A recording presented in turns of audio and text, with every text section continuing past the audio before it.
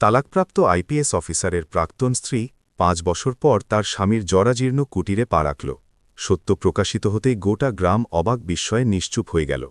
বন্ধুরা, এই হৃদয়স্পর্শী কাহিনী উত্তরপ্রদেশের লখনৌ থেকে প্রায় ৬০ কিলোমিটার দূরে অবস্থিত শ্যামপুর গ্রামের। দুপুরবেলা ছিল। গ্রামের ধুলোময় পথে হঠাৎ ধুলোর ঝড় উঠতে শুরু করল। একটা সরকারি সাদা এসইউভি গাড়ি গ্রামের মধ্যভাগে এসে দাঁড়াল। নম্বর প্লেট সরকারি ছিল এবং গাড়ি থামতেই চালক সোজা হয়ে উঠল। গ্রামবাসীরা বুঝতে পারল এটি কোনো সাধারণ যান নয়। গাড়ির দরজা খুলে গেল এবং যেই না সেই নারী বাইরে পা রাখলেন, গোটা গ্রাম কোনো কথা না বলে নীরব হয়ে গেল। খাকি আইপিএস ইউনিফর্ম, কাঁধে তারকা, কোমরে বেল্ট, মুখে সেই দৃঢ়তা, সেই কর্মকর্তার মতো দীপ্তি। এই ছিলেন প্রিয়া শর্মা, এলাকার আলোচিত আইপিএস কর্মকর্তা।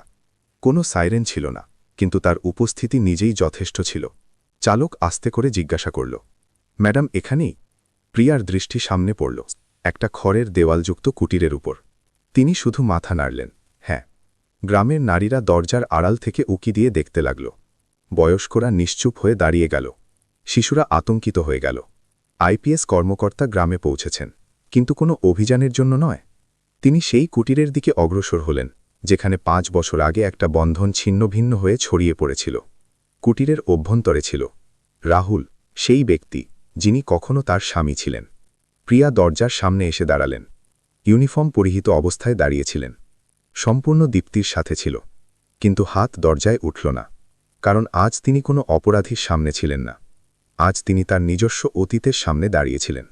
দরজার সামনে দাঁড়ানো প্রিয়ার চোখের সামনে হঠাৎ ৫ বছর পূর্বের দৃশ্যগুলো ঘুরে বেড়াতে লাগল। ৫ বছর আগে এই শ্যামপুর গ্রামই ছিল, কিন্তু তখন প্রিয়ার পায়ে এই খাকি জুতো ছিল না।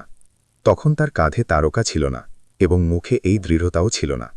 তখন তার হাতে পুস্তক থাকত এবং চোখে স্বপ্ন। প্রিয়া গ্রামের সেই মেয়েদের মধ্যে ছিল না যারা নিয়তিকে নিশ্চুপভাবে মেনে নেয়। তিনি প্রশ্ন করতেন, তিনি এগিয়ে যেতে চাইতেন। রাহুলকে তিনি প্রথমবার জলাশয়ের কাছে দেখেছিলেন। তিনি নিশ্চুপভাবে জাল গুটিয়ে নিচ্ছিলেন এবং প্রিয়া তাকে অনেকক্ষণ ধরে পর্যবেক্ষণ করছিলেন।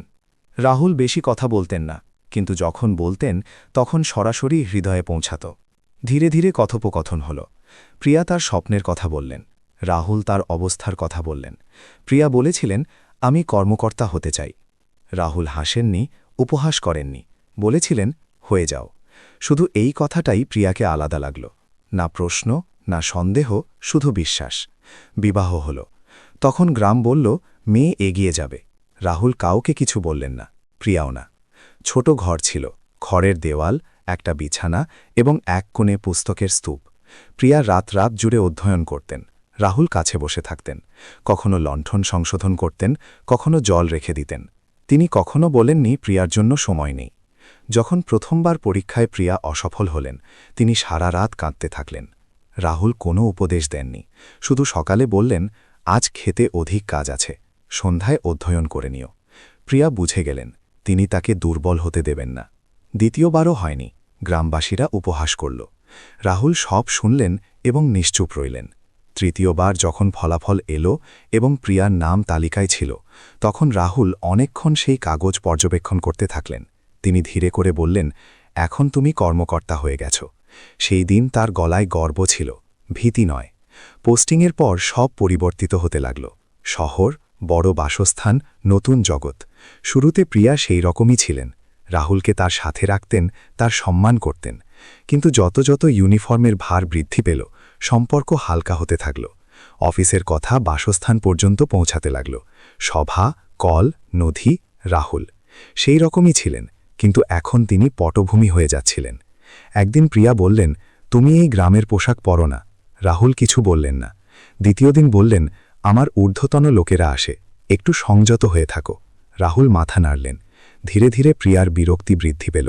রাহুলের নীরবতা তাকে বিদ্ধ করতে লাগল। তাকে লাগতে লাগল যে রাহুল তার উন্নয়নে উপযুক্ত নয়। এক সন্ধ্যায় যখন প্রিয়া কোনো আনুষ্ঠানিক রাত্রিভোজ থেকে ফিরলেন, রাহুল শুধু এতটুকু বললেন, তুমি অনেক পরিবর্তিত হয়ে গেছ। প্রিয়া ইউনিফর্ম খুলতে খুলতে বললেন, পরিবর্তিত হতে হয়, সবাই তোমার মতো থাকতে পারে না। এটা প্রথম সুযোগ ছিল। যখন রাহুল কথা অগ্রসর করলেন, তাহলে কি আমি তোমাকে লজ্জিত করি? প্রিয়া না চিন্তা করে বললেন, হ্যাঁ। সেই একটা শব্দ রাহুলকে অভ্যন্তর পর্যন্ত বিদ্ধ করল। সেই রাত রাহুল খাদ্য গ্রহণ করলেন না। প্রিয়া লক্ষ্য করলেন না। তারপর ঝগড়া সাধারণ হয়ে গেল। প্রিয়াকে লাগত রাহুল তাকে বাধা দিচ্ছে, রাহুলকে লাগত তিনি নিজেকে হারাচ্ছেন। একদিন প্রিয়া স্পষ্ট করে বললেন, আমি এই সম্পর্ককে টেনে নিয়ে যেতে পারছি না। রাহুল অনেকক্ষণ নিশ্চুপ রইলেন, তারপর বললেন, তাহলে ছেড়ে দাও। সেই গলায় রাগ ছিল না, ক্লান্তি ছিল। তালাক হল, কাগজে কোনো কান্নাকাটি ছাড়া, কোনো সমঝোতা ছাড়া। প্রিয়া ভেবেছিলেন তিনি সঠিক করেছেন। রাহুল গ্রামে ফিরে এলেন, কোনো অভিযোগ ছাড়া। এবং এখন প্রিয়া আবার সেই কুটিরের সামনে দাঁড়িয়েছিলেন, খাকি ইউনিফর্মে, সরকারি গাড়ি, সাথে সম্পূর্ণ দীপ্তি নিয়ে। কিন্তু অভ্যন্তর কোথাও কিছু কাঁপছিল। তিনি দরজায় টোকা দিলেন। অভ্যন্তর থেকে ধীর গলা এলো, আসছি। দরজা খুলল। রাহুল সামনে দাঁড়িয়েছিলেন, সেই ব্যক্তি কিন্তু সম্পূর্ণ ভিন্ন। একটু দুর্বল, একটু কৃশ, চোখে একটা অদ্ভুত শান্তি। তিনি প্রিয়াকে দেখলেন, ইউনিফর্ম দেখলেন, তারকা দেখলেন, তারপর শুধু এতটুকু বললেন, এসে গেছ না। সেখানে অভিযোগ ছিল না, অবাক না, সেই প্রশ্ন যা 5 বছর পর মিললে জিজ্ঞাসা করা হয়। প্রিয়া এক মুহূর্ত সেখানে থমকে গেলেন। তাকে লেগেছিল রাহুল তাকে দেখে চমকে যাবেন, হয়তো রাগ হবে, বা কমপক্ষে জিজ্ঞাসা করবেন যে তিনি কেন এসেছেন। কিন্তু রাহুল এমন দাঁড়িয়েছিলেন যেন তিনি প্রতিদিন তাকে এইভাবে দেখে থাকার অভ্যস্ত। কুটিরের অভ্যন্তর থেকে হালকা আলো ছেকে পড়ছিল। মাটির মেঝে, এক কোণে পুরনো বিছানা এবং দেওয়ালে ঠেকানো একটা ভাঙা চেয়ার। প্রিয়া চারদিকে দৃষ্টি ঘোরালেন। এটা সেই কুটির ছিল, কিন্তু এখন আরও সংকুচিত লাগছিল। বসো। রাহুল চেয়ারের দিকে ইঙ্গিত করলেন। প্রিয়া প্রথমবার ইতস্তত করলেন। আইপিএস কর্মকর্তা হয়েও আজ তাকে বসতে সংকোচ হচ্ছিল। তিনি চেয়ারে বসলেন, রাহুল বিছানার কিনারে বসলেন। মাঝখানে একটা অদ্ভুত নীরবতা ছিল, এমন নীরবতা যাতে শব্দ নেই, স্মৃতি কথা বলে। কুটিরের বাইরে ধীরে ধীরে লোক জমতে লাগল, কেউ খোলাখুলি দেখছিল না। সবাই দূর থেকে উকি মারছিল। গ্রামবাসীদের খবর ছড়িয়ে গিয়েছিল, রাহুলের কুটিরে আইপিএস ম্যাডাম এসেছেন। কিন্তু অবাক করার বিষয় ছিল যে কোনো উৎসাহ ছিল না, কোনো শোরগোল ছিল না, শুধু চুপ্পি ছিল। প্রিয়া অনুভব করলেন এই চুপ্পি সাধারণ নয়। তিনি ধীরে করে জিজ্ঞাসা করলেন, সব ঠিক আছে না? রাহুল তার দিকে তাকালেন, তারপর বাইরে উকি মেরে বললেন, গ্রাম এখন বেশি কথা বলে না। প্রিয়া বুঝতে পারলেন না। রাহুল উঠলেন, মটকা থেকে জল বার করলেন, একটা স্টিলের গ্লাসে ভরে প্রিয়ার দিকে এগিয়ে দিলেন। প্রিয়া গ্লাস ধরার সময় তার হাত দেখলেন, সেই হাত যা কখনো তার জন্য খেতে পরিশ্রম করত, এখন আরও রুক্ষ হয়ে গিয়েছে। তিনি জল খেলেন, গলা শুকিয়ে যাচ্ছিল। তুমি, প্রিয়া কথা শুরু করতে চাইলেন, তারপর থামলেন। রাহুল তার কথা পূর্ণ করলেন না। আপনি এখানে কেন এসেছেন?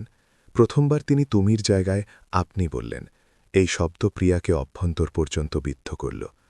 আমি, ও, তারপর থামলেন। আইপিএস কর্মকর্তার কাছে প্রত্যেক প্রশ্নের উত্তর থাকে, কিন্তু আজ তার কাছে তার আসার কারণের উত্তর ছিল না। রাহুল চাপ না দিয়ে বললেন, কোনো জরুরি কাজ থাকলে বলুন। প্রিয়া অনুভব করলেন রাহুল পরিবর্তিত হয়ে গিয়েছেন। তিনি ঝুঁকে যাননি, ভেঙে যাননি, শুধু আলাদা ছিলেন। বাইরে দাঁড়ানো লক্ষ্মী আন্টি এগিয়ে এলেন, গ্রামের সবচেয়ে প্রবীণ নারী, যিনি সব জানতেন। তারা প্রিয়ার ইউনিফর্ম দেখলেন, তারপর তার চোখে উকি মেরে বললেন, ম্যাডাম, অভ্যন্তরে জায়গা কম, কথা বাইরে করে নিলে ভালো হবে। প্রিয়া বাইরে এলেন। এখন সম্পূর্ণ গ্রাম সামনে ছিল, কিন্তু কোনো স্লোগান নয়, কোনো প্রশ্ন নয়, শুধু দৃষ্টি। লক্ষ্মী আন্টি ভারী গলায় বললেন, আপনি 5 বছর পর এসেছেন। প্রিয়া মাথা ঝুঁকালেন, এবং আপনি জিজ্ঞাসা করেছেন সব ঠিক আছে কিনা। আন্টি থামলেন, তারপর বললেন, সব ঠিক তখন হয় যখন রাহুল কথা বলতে পারতেন। প্রিয়া চমকে উঠলেন, মানে? এখন এক এক করে লোক কথা বলতে লাগল। তালাকের পর রাহুল গ্রাম ছেড়ে যাওয়ার চেষ্টা করেছিলেন, শহর গিয়েছিলেন কাজ খুঁজতে, কিন্তু প্রত্যেক জায়গায় লোক জিজ্ঞাসা করত, আইপিএস কর্মকর্তার স্বামী হয়ে শ্রমিকের কাজ। লোক হাসত, কিছু লোক উপহাস করত। প্রিয়ার শ্বাস দ্রুত হয়ে গেল। লক্ষ্মী আন্টি আরও বললেন, কিন্তু রাহুল কখনো বলেননি যে আপনি তাকে ছেড়েছেন। তিনি বলতেন, ভুল আমার হবে। এটা শুনে প্রিয়ার চোখ ভরে এলো। একটা লোক বলল, একবার থানায় তাকে ডাকা হয়েছিল। প্রিয়া চমকে জিজ্ঞাসা করলেন, কেন? কোনো মিথ্যা মামলায়? লোকটা বলল, লোকেরা বলল আইপিএসের স্ত্রীর নাম নিয়ে ধমকায়। রাহুল শুধু এতটুকু বললেন, নাম নিও না, তিনি এখন আমার নয়। গ্রাম স্তব্ধ ছিল।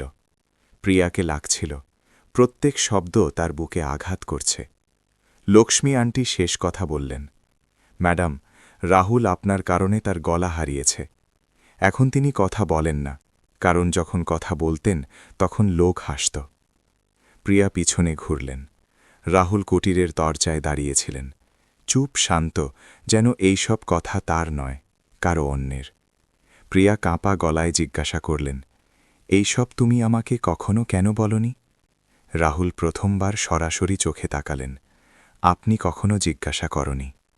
এই বাক্য প্রিয়াকে কোনো চড়ের মতো লাগল। গ্রাম আবার নীরব হয়ে গেল।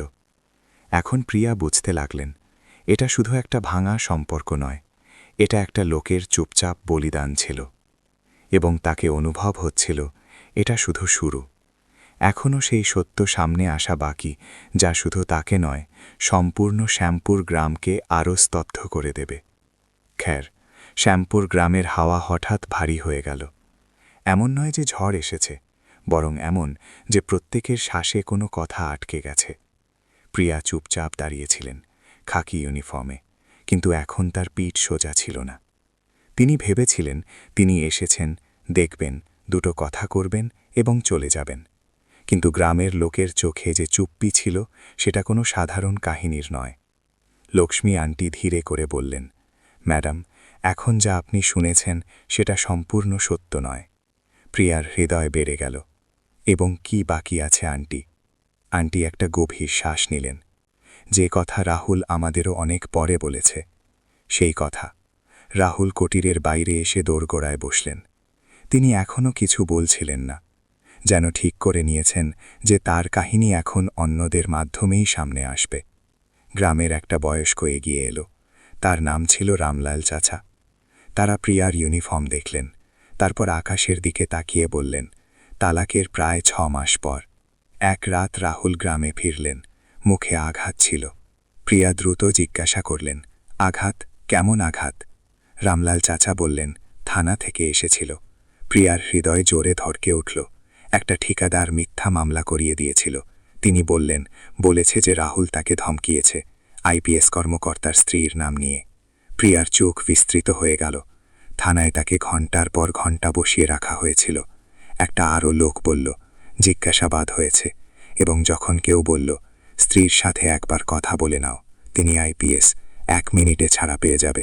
রামলাল চাচার গলা ভারী হয়ে গেল। তাহলে রাহুল স্পষ্ট করে বললেন, তিনি আমার স্ত্রী নয়, এবং তার নাম নিও না। প্রিয়ার মাথা ঝুঁকে গেল। লক্ষ্মী আন্টি আরও বললেন, ম্যাডাম, সেই রাত রাহুল আপনার কাছ থেকে সাহায্য চাইতে পারতেন, কিন্তু চাননি। তিনি বলেছেন, যদি আমার নামে তার সম্মানে আঘাত আসে, তাহলে আমি নিজেকে কখনো ক্ষমা করতে পারব না। প্রিয়ার চোখ থেকে অশ্রু বয়ে নামল। তিনি চাইলেও থামাতে পারলেন না। তিনি প্রথমবার অনুভব করলেন যে লোকটাকে তিনি দুর্বল ভাবতেন, তিনি তার শক্তির সবচেয়ে বড় মূল্য নিজে দিয়েছেন। প্রিয়ার আঙুল কাঁপতে লাগল। লক্ষ্মী আন্টি শেষ কথা বললেন, ম্যাডাম, রাহুল আপনার থেকে দূরত্ব ঘৃণায় তৈরি করেননি। তিনি দূরত্ব তৈরি করেছেন যাতে আপনার পরিচয় তার অবস্থায় ছোট না লাগে। সম্পূর্ণ গ্রাম নীরব ছিল। প্রিয়াকে লাগছিল তিনি এখন দাঁড়িয়ে নেই, কোথাও অভ্যন্তরে পড়ে যাচ্ছেন। তিনি রাহুলের দিকে তাকালেন। এই সব সত্য। রাহুল মাথা নাড়লেন। শুধু এতটুকু, তুমি আমাকে কখনো বলনি কেন? রাহুল প্রথমবার লম্বা কথা বললেন। আপনি কর্মকর্তা ছিলেন। তিনি শান্তভাবে বললেন, এবং আমি আপনার সমস্যা হতে চাইনি। এই শব্দ প্রিয়ার হৃদয়ে ঢুকে গেল। আমি ভেবেছিলাম, রাহুল বললেন, আপনি উপরে যাচ্ছেন, আমি নিজে থেকে আপনার নাম পরিষ্কার রাখি। গ্রামের চোখ ভরে এলো। প্রিয়া প্রথমবার তার কাঁধের তারকাগুলো দেখলেন। সেই তারকা আজ তাকে বোঝা রাখছিল। তিনি ধীর গলায় বললেন, যদি আমাকে জানা থাকত। রাহুল মাঝখানে থামিয়ে দিলেন। এখন জেনে গেছেন। তার শব্দে কোনো অভিযোগ ছিল না, শুধু একটা সীমা ছিল। সেই মুহূর্তে প্রিয়া বুঝে গেলেন, এই কাহিনী এখন পিছনে যেতে পারে না। যা ভেঙে গেছে তা জোড়া থেকে আগে বুঝতে হয়, এবং তাকে স্পষ্ট দেখা যাচ্ছিল এখনও সবচেয়ে কঠিন অংশ বাকি। কারণ এখন প্রশ্ন এটা নয় যে সত্য কি ছিল, প্রশ্ন এটা যে এখন এরপর কি। খায়ের, এখন দুপুর হয়ে গিয়েছে, কিন্তু প্রিয়াকে প্রথমবার তার খাকি ইউনিফর্ম ভারী লাগছিল।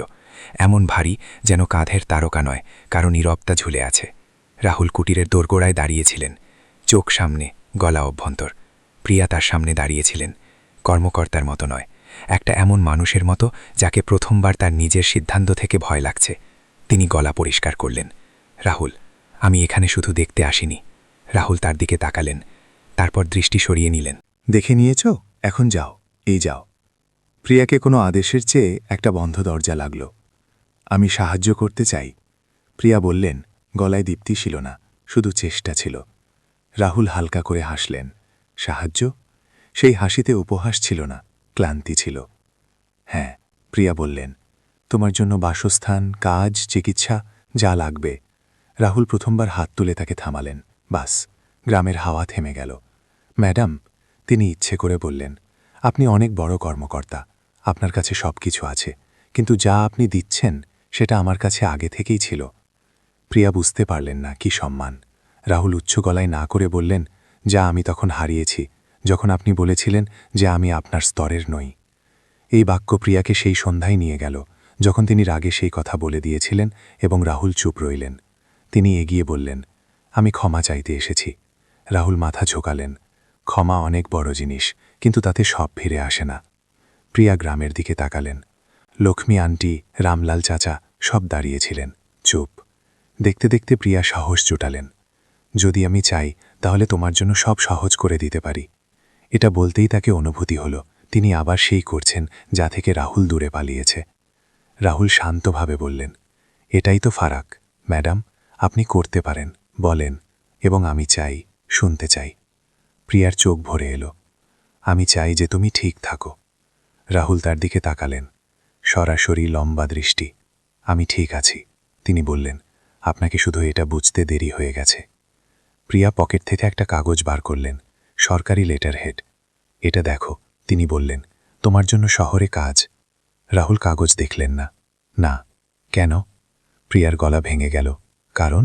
রাহুল বললেন, আমি এখন কারো উপকার নিয়ে নিজেকে আবার অস্বীকার করতে চাই না। এটা বলতে বলতে তার গলা প্রথমবার একটু ভারী হলো। যখন আমি আপনার কাছ থেকে কিছু চাইনি, তখন আপনি কর্মকর্তা হয়ে চলে গিয়েছেন। এখন যখন আপনি কর্মকর্তা হয়ে ফিরেছেন, তাহলে আমি কিভাবে চাইব? গ্রামে কোনো ফুসফুসানি ছিল না, প্রত্যেকে শুনছিল, বুঝছিল। প্রিয়া শেষ চেষ্টা করলেন। রাহুল, যদি আমি ইউনিফর্ম খুলে দিই, তাহলে? এক মুহূর্ত রাহুলের চোখ উঠল। তারপর তিনি খুব ধীরে করে বললেন, তাহলেও দেরি হয়ে গেছে। প্রিয়ার হৃদয় বসে গেল। আমি এখন সেই লোকটা নই? রাহুল বললেন, যে আপনার সামনে পিছনে চলে। আমি এখানে আছি, কারণ এটাই আমার জায়গা। এবং আমার প্রিয়া জিজ্ঞাসা করলেন। রাহুল বললেন, আপনার জায়গা অনেক উপরে। এত উপরে যে আপনি এখানে এসেছেন, তাহলে সব কাঁপিয়ে দিয়েছে। তার গলায় কোনো অভিযোগ ছিল না, শুধু সত্য ছিল। লক্ষ্মী আন্টি এগিয়ে এলেন। ম্যাডাম, তারা বললেন, রাহুল আপনাকে কখনো আটকায়নি, আজ তিনি নিজেকে আটকাচ্ছে। প্রিয়া বুঝে গেলেন, এই লড়াই এখন বাইরের নয়, এই লড়াই তার অভ্যন্তরের ছিল। তিনি রাহুলের দিকে তাকালেন। আমি কয়েকদিন এখানে থাকতে পারি? রাহুল মাথা নাড়লেন। গ্রাম অতিথিদের জন্য খোলা, কিন্তু কুটির নয়। এই বাক্য প্রিয়াকে কোনো সিদ্ধান্তের চেয়ে একটা সীমা লাগল।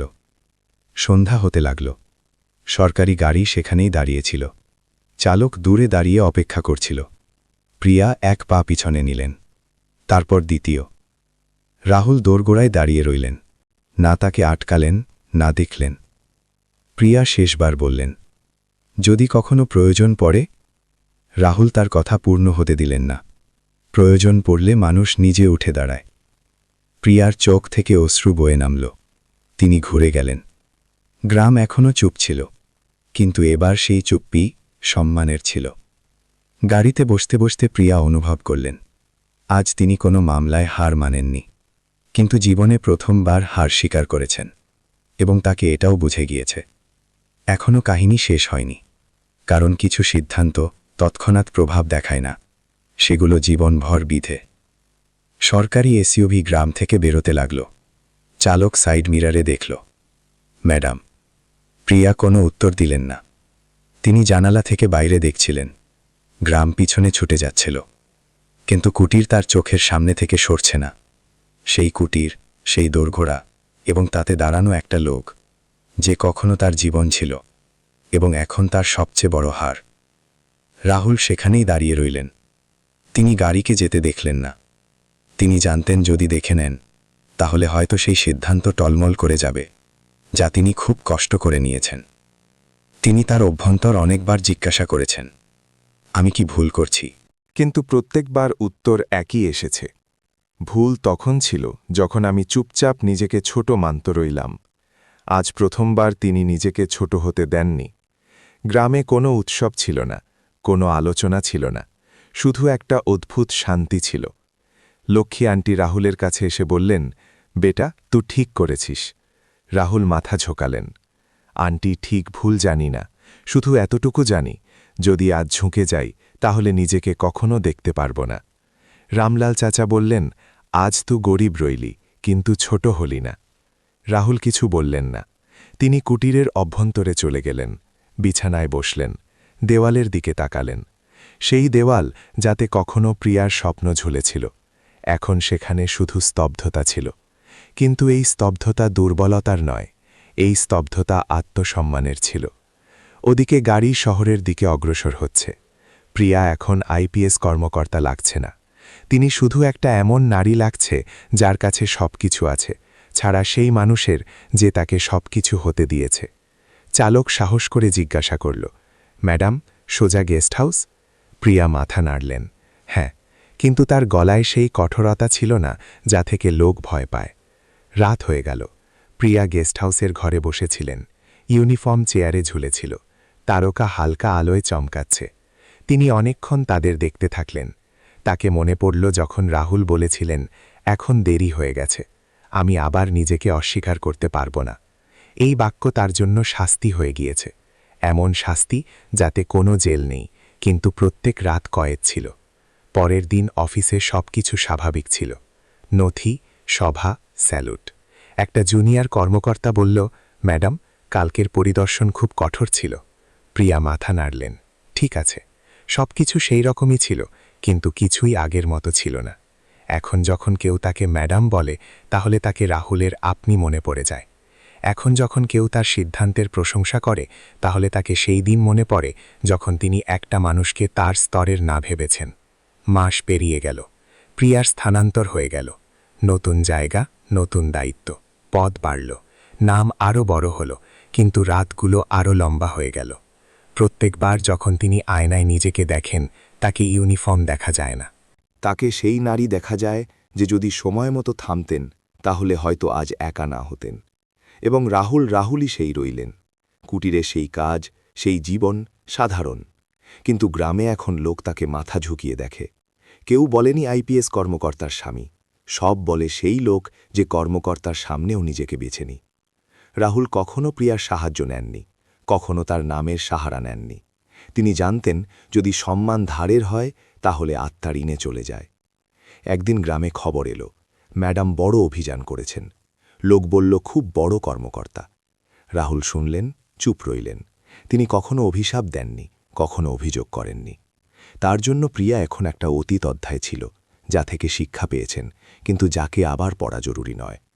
অনেক বছর পর প্রিয়া একটা সম্মেলনে ছিলেন, মঞ্চে বসে তালি বাজছে। কিন্তু হঠাৎ তাকে লাগল যেন সেই তালি তার জন্য নয়, সেই সিদ্ধান্তের জন্য বাজছে যা তিনি কখনো নেননি। তিনি চোখ বন্ধ করলেন এবং প্রথমবার খোলা মঞ্চে না, নিজের অভ্যন্তরে তিনি ভেঙে পড়লেন। দৈত্যরা, একটা লোক তার আত্মসম্মান বাঁচিয়ে নিয়েছে এবং একটা নারী পদ, প্রতিষ্ঠা, শক্তি সবকিছু বাঁচিয়ে নিয়েছে, কিন্তু জীবনভরের একটা এমন বিধ নিয়ে নিয়েছে যা প্রত্যেক স্যালিউট, প্রত্যেক তালির মাঝে তাকে মনে করিয়ে দেয়, কিছু সম্পর্ক দেরিতে বোঝা যায়, তাহলে ক্ষমাও হার হয়ে যায়। এবং এটাই কারণ ছিল যে সেই দিন শ্যামপুর গ্রাম স্তব্ধ হয়নি, সেই ইতিহাস হয়ে গিয়েছে। এখন প্রশ্ন আপনাদের থেকে, যদি আপনি রাহুলের জায়গায় থাকতেন, তাহলে কি আত্মসম্মানের জন্য সেই সিদ্ধান্ত নিতেন, বা ক্ষমাকে ধরে সম্পর্ক আবার জোড়ার চেষ্টা করতেন? এবং একটা কথা সততার সাথে বলুন, কি কোনো মানুষকে তখন ছেড়ে দেওয়া ঠিক যখন তিনি আপনার সবচেয়ে খারাপ সময় আপনার সাথে দাঁড়িয়েছে, বা পদ, পরিচয় এবং অবস্থা সত্যি সম্পর্ক থেকে বড় হয়ে যায়? কমেন্টে শুধু উত্তর লিখবেন না, আপনার হৃদয়ে সত্যি কথা হৃদয় থেকে লিখুন। যদি এই কাহিনী আপনার হৃদয়কে ছুঁয়ে যায়, তাহলে ভিডিওকে লাইক করুন, শেয়ার করুন এবং এমনই সত্যি গভীর এবং হৃদয়কে ঝাঁকুনি দেওয়া কিস্সার জন্য চ্যানেল কালাম ভয়েসকে সাবস্ক্রাইব করতে ভুলবেন না। মিলব পরের কাহিনীতে, যেখানে আবার একটা সিদ্ধান্ত, একটা নীরবতা এবং একটা সত্য আপনার অপেক্ষা করবে।